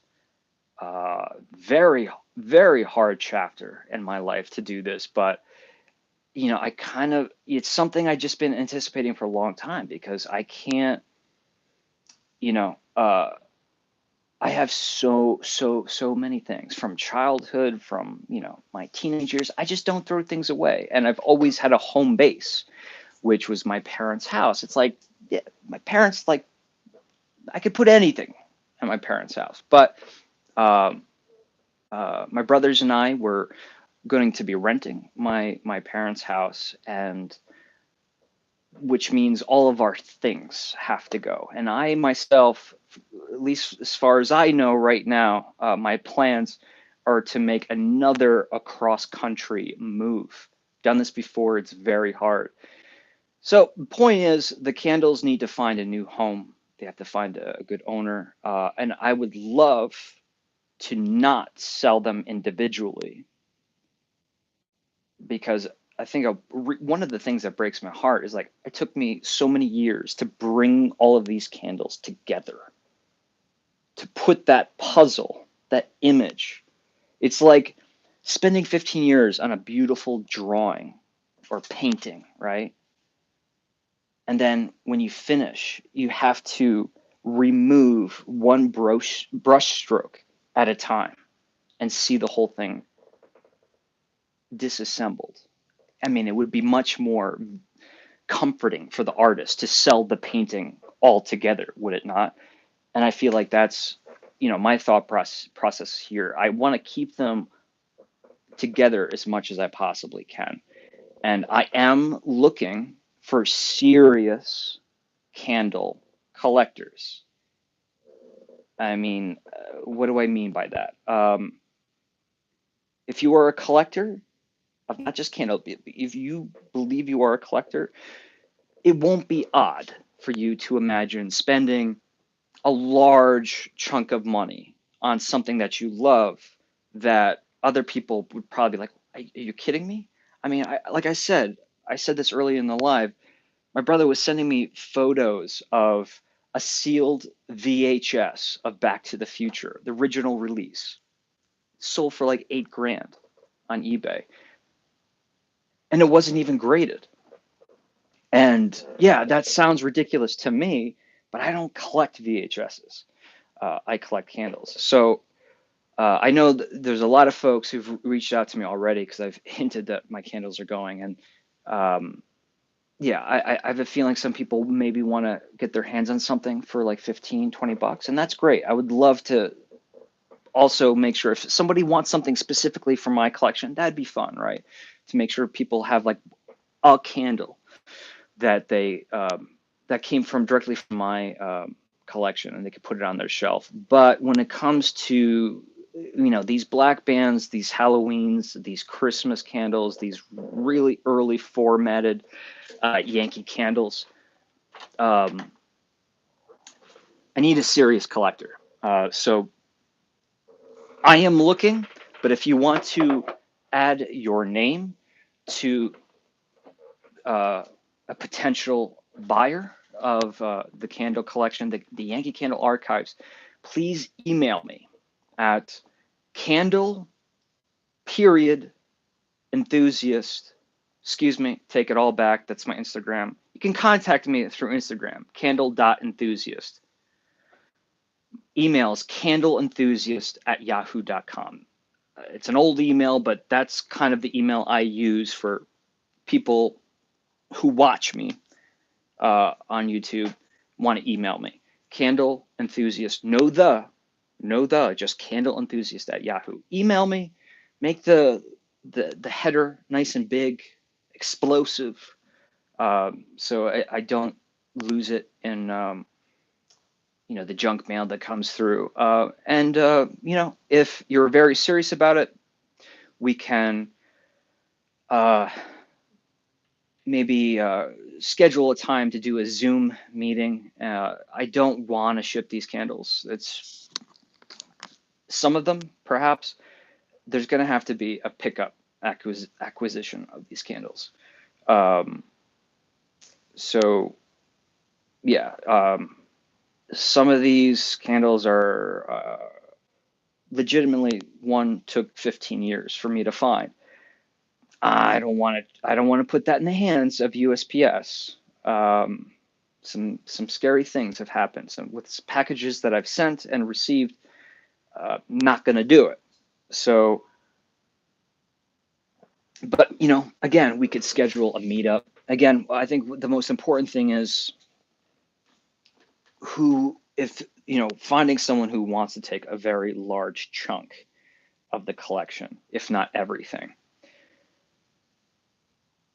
And if anyone's wondering, we're dealing with in the ballpark. I haven't counted, I mean, in a long time. I got beyond that portion, but we're talking about 1,000 Yankee candles that make up my archives, with about another 1,000 of non-Yankee candles, which will also inevitably be available one form or another. Look at that. My entire Witch City Wicks collection, Bath and Body Works, Village, Kringle Candle, all of my accessories, everything must go. So that's my, something I just have to announce, both for emotional reasons, but also, yeah, I've been putting in a lot of effort trying to find like a legitimate collector internationally. Um, it seems like the European crowd are far more, there's far more hardcore collectors. Um, at least that's what it feels like. But getting these things abroad, oh God.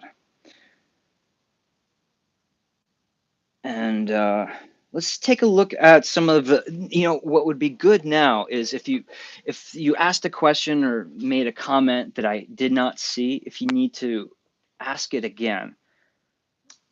Um, and I'm glad because Boner Jams, or Jams, as you're now, I'm going to be referring to you as Jams. $4.99 super chat. I hope he's still with us. Um, $4.99, and he says, "Afternoon, everyone. Is it spring yet? Oh God. Hope 2023 so far has been amazing. Have a great week, Shane." Thank you so much, buddy. But there's a whole load of comments that I've missed. So let me just give it a couple moments and see what we have here. I'm looking all the way at the bottom, guys. Stephanie says, I have about 2 inches of my 2019 Witch's Brew left. Lighting it now to celebrate an amazing candle. Stephanie's cool. Stephanie's cool. Adam's here. Adam says, I like Mountain Lodge. Yeah, that's my sister-in-law's favorite Yankee candle of all time, and she's quite versed in Yankee candles. Pat says, "Hi Shane, sure wish Yankee would come back with Witch's Brew plugins." Yeah, I remember that. I think I got a couple laying around. I never really used them. But I did own like the actual units that you plugged into the walls. Yeah, it's what Yankee Candle needs is like a really good about me page on their website. Because I think we're just confused because Yankee Candle's obviously far different than they used to be. But what's their mission statement now? Who are they? What are they trying to, you know, are they celebrating home fragrance, or or they're really just being very aggressive with candles and candles alone? Like, I mean, I don't know. I was gonna say Bath and Body Works, but I guess Bath and Body Works has plenty of soaps and plugins and all forms of different things.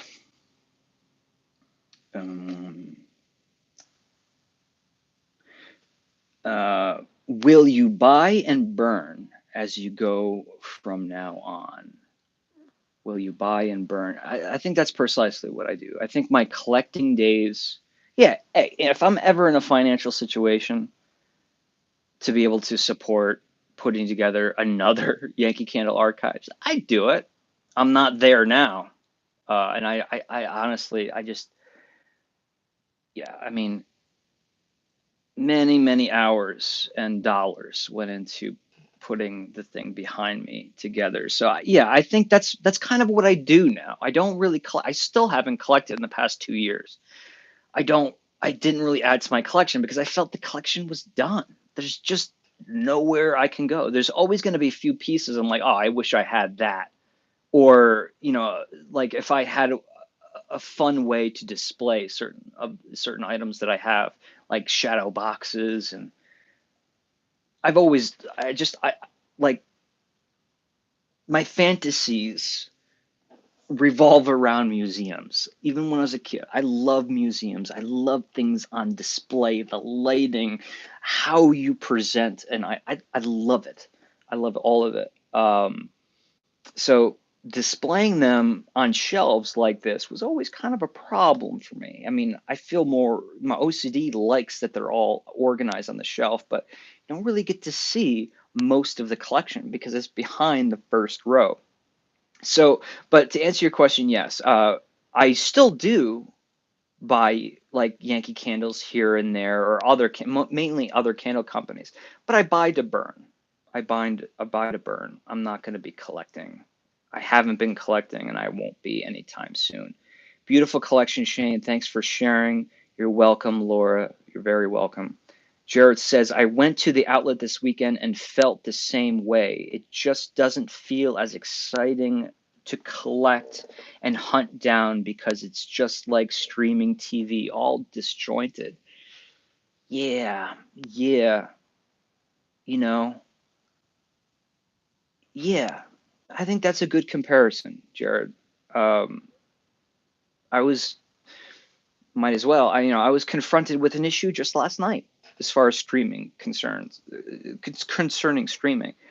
Uh, at some point in 2022, a distributor put out, I think, 11 unreleased lost episodes of The Honeymooners, and I hadn't seen them. Never viewed them because they've never been released. But I didn't know they were for sale because everything with me is through Apple. Apple does not.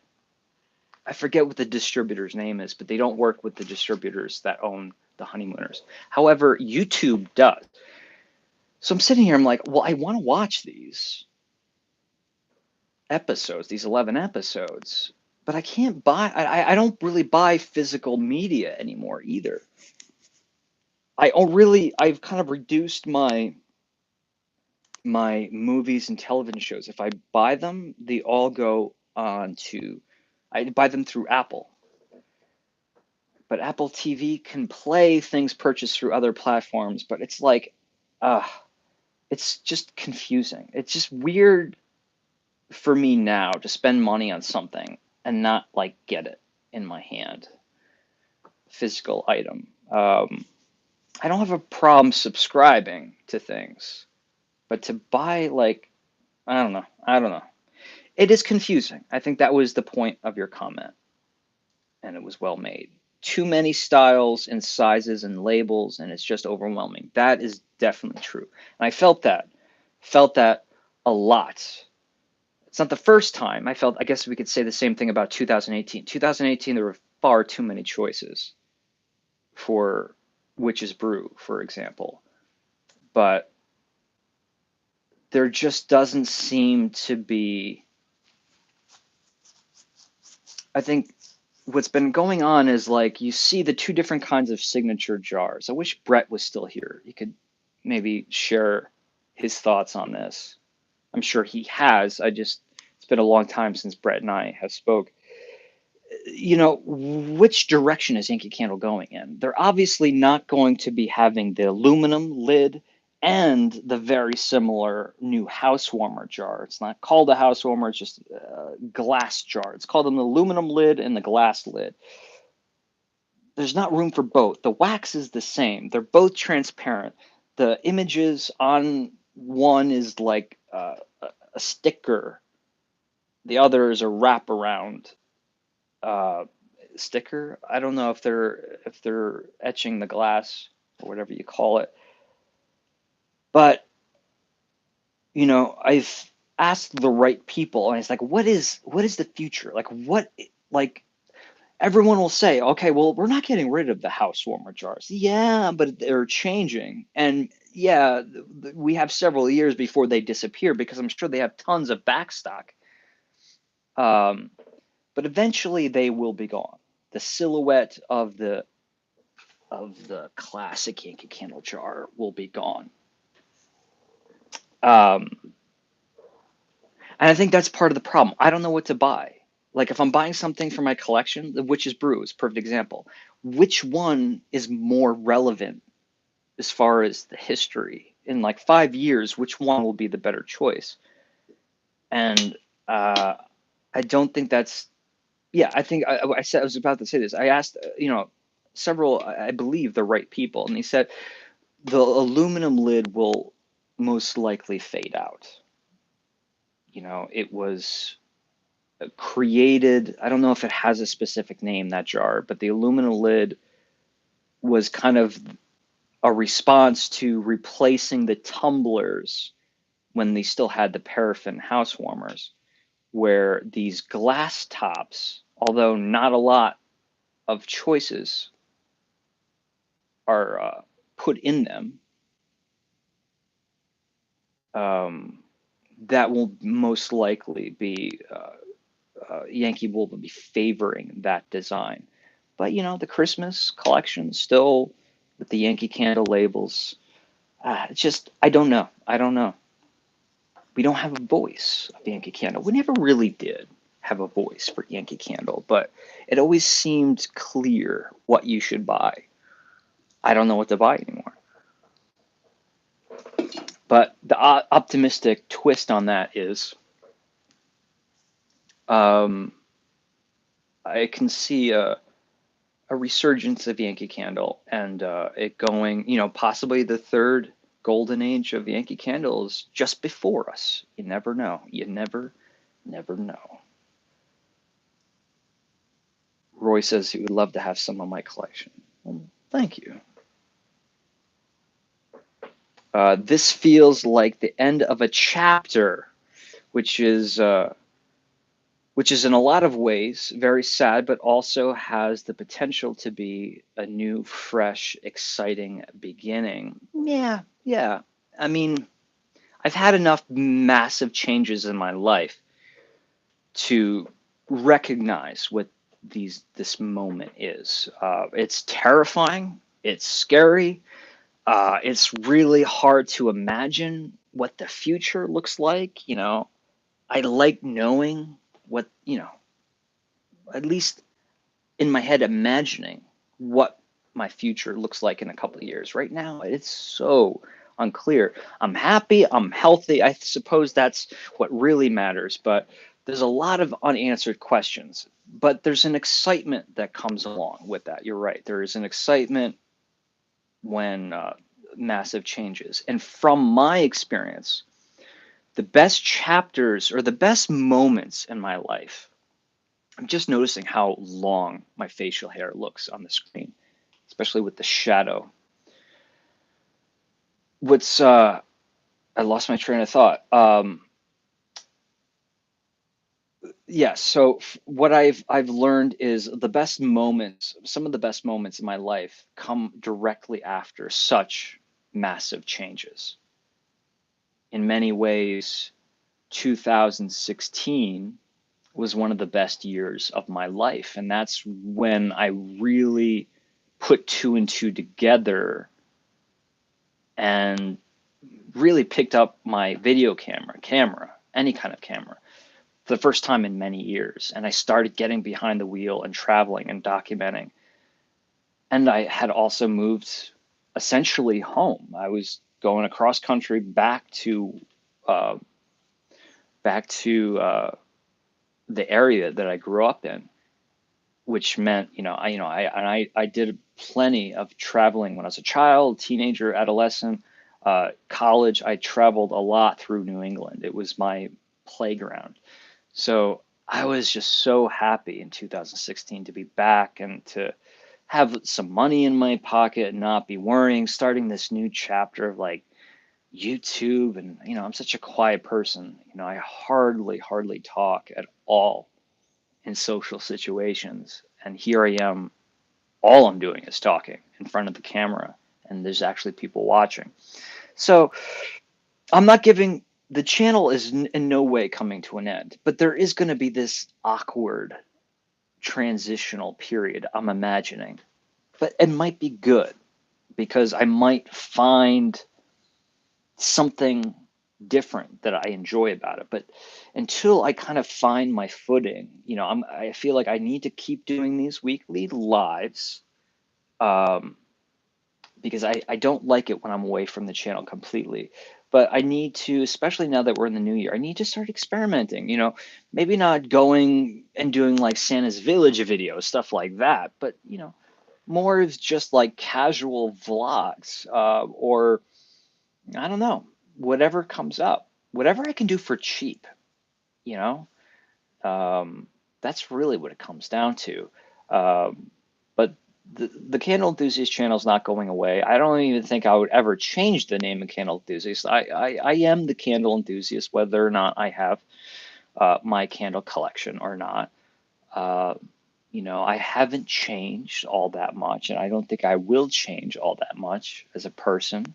But there, yeah, everything's up in the air right now, and there's a, a good chunk of you folks who contribute financially to the Candle Enthusiast on a monthly basis, and it's very much appreciated in every way. And that money has its own checking account, and it stays in there. You may not see it turned into something immediately, but for Santa's Village, for example, I had the funds to actually pull it off, or at least most of it, because I did it for very, very cheap. I had enough funds in there to cover the Santa's Village, and I still have quite a bit of a balance in the checking account. Just don't want to ever deplete it, because then I really don't have an option if something pops up. So good times to come for sure. Maybe it does seem bittersweet. Maybe that tone is being communicated through my body language. Yeah, because things, I will say things are challenging, things are hard. I'm just emotionally exhausted, right? You know what that feels like. Just like honestly, I don't even have the energy to get upset by something. If something aggravates me through the day, I'm like, all right, just let it roll off. But and I like this. Keep the camera rolling as you move on along to the West Coast, please. Yeah, I mean, I think that's the very first series that we're going to, the next series that we'll see. I haven't done a series in so long. It's so funny to say series because I don't know, I haven't committed to a lot of them, but I've always said this. I've always wanted to do this and I will. If I don't know when, at some point, I'm going to have to move my car and maybe even a rental van to go cross country. And I am going to film as nonstop as possible. Meaning, like, I think what I always wanted to do and what I'm going to try to do is film all day and edit something every single day, whether it's good or bad. And it'll be like a kind of a log of the entire journey. And then when it's done, could take all of those maybe hours of individual videos and cut it down into something that actually is a long format video that's got like the fat trimmed out.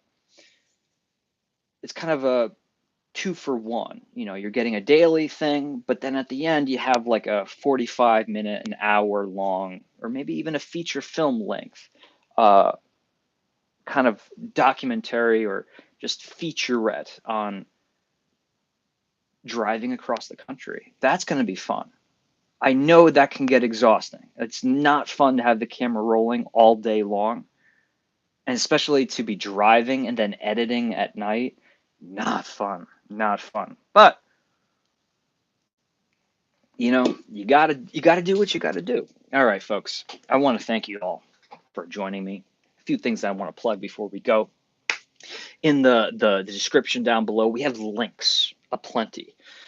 We have a link to my eBay account. It's not really mine. I call it the Candle Enthusiast eBay page for a reason because, again, the profits that I make from candle stuff on that page go into the funds for the Candle Enthusiast channel. You'll see some of other, especially now that I'm moving, some of my household items. I just sold a coffee grinder and a Vitamix. You're going to see other things up there, but candle related things. This is a great way to, if you want something from my collection, to I just sporadically put up things and let them sell, and then I put up more. But the link for my eBay page is in the description of this video. It's eBay seller Aromatic Adventures. Aromatic Adventures. Also merchandise. Come on, I've been rocking it 12 months out of the year, and like it's the one design that took off, and I don't know why, but everyone wanted them. I make new t-shirt designs. I'm not really good at t-shirt, like the whole art form of making t-shirts. I don't get it, but this was a home run, and I'm kind of embracing that. So this is really like the Candle Enthusiast t-shirt logo. Comes in hoodies, comes in a whole array of fun t-shirts, different fits. Link for the spreadshirt.com link to, even if you just want like mugs, canvas tote bags, Spreadshirt is really great. You can customize the size, the color, very fun things. You can even change the size of the artwork, and there are more designs on there. But a really great way to contribute to the Candle Enthusiast. I should say contribute, but help support the Candle Enthusiast's future, but also get something physical in return. Always great to, if you're looking to get a new T-shirt, you're in the market for a new T-shirt or a new hoodie, this is very nice, very soft. Uh, Pick yours up today. Also, there is plenty of what else? Other ways to help support the channel. We have a Patreon page.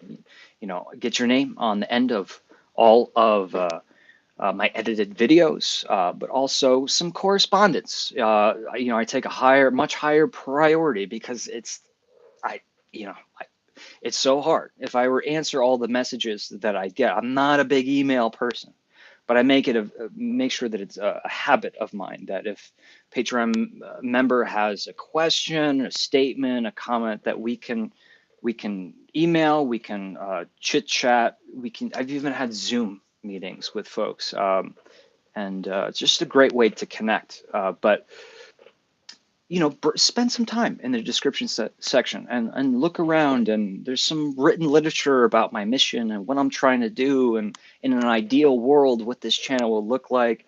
uh, you know I'm not a YouTuber, I'm an artist. I don't know, I just can't. It's easy to do these lives, but I don't necessarily feel guilty about it anymore. There was a time I felt guilty about doing these lives. I'm like, they're not really artistic. I'm not really expressing myself in any kind of way. I'm just kind of sitting there talking for 2 hours. Um, but Santa's Village, that video I just did, yeah, like there's a lot of creative work, and a lot of artistic satisfaction, and that's really the heart and soul of the Candle Enthusiast project. If it ever becomes something bigger than what it already is, which I hope it does, um, it's going to be in that realm. I want it to be a multimedia artistic platform that can span a lot of topics. Anyway, but it is important that I talk about supporting the channel because it does need support. Um, you know, I don't have a lot of subscribers. You'll see. You'll see. If I had 100,000 subscribers, yeah, I don't think we'd be having this conversation, because $1 per person would go a whole lot further.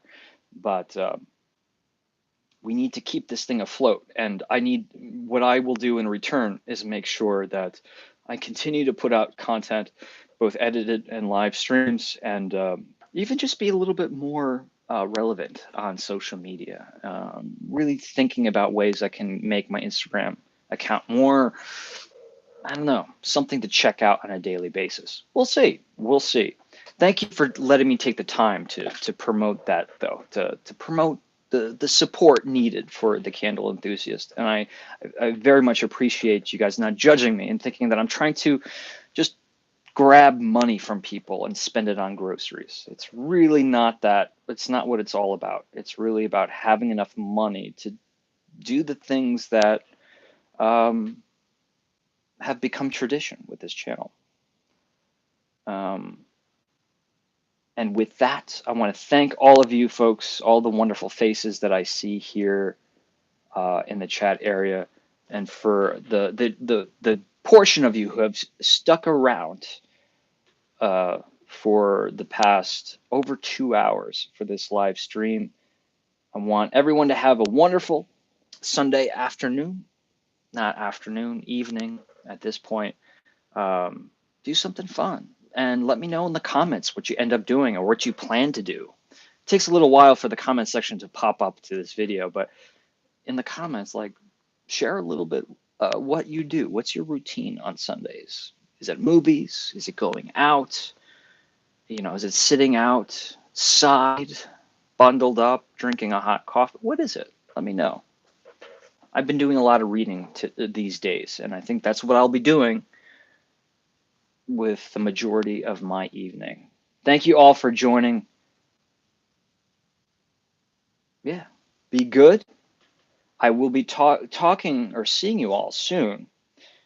But please remember, especially during times when we're changing, things are changing, our lives are changing, to always remember to be enthusiastic. It could be the saving grace getting you through a very challenging time. And I'm saying that from experience. So my suggestion to you, always remember to live enthusiastically, and I will be seeing you folks soon. But until then, be good. Will you? Will you? Yeah, be good. Thanks, guys. See you next week.